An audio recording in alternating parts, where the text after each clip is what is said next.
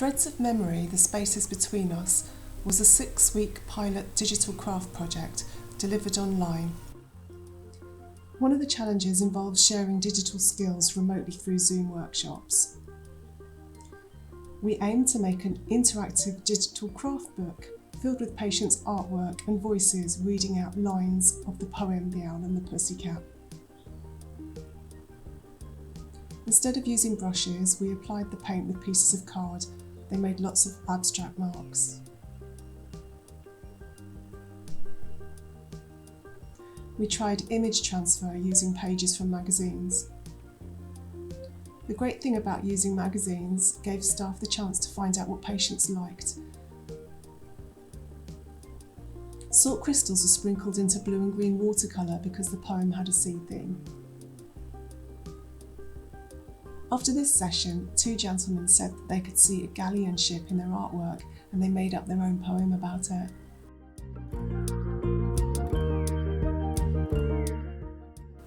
Matt and Claire picked up the digital skills really quickly.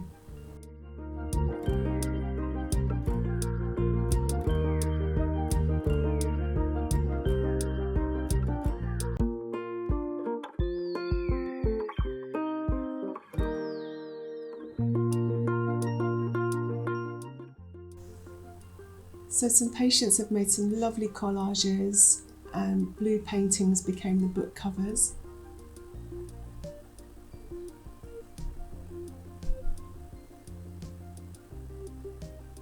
Staff learnt how to record patients' voices and edit them for the book. The audio is coming up in the next extract. They recorded 2 patients reading out the lines of the poem and I made a short animation to go with it. Oh lovely pussy, oh pussy my love, what a beautiful pussy you are. You are to be sure.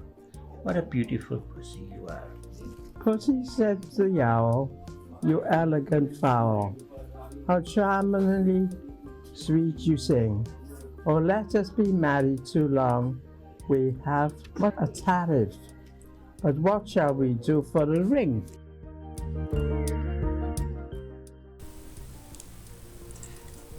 Here are some photographs of the concertina books.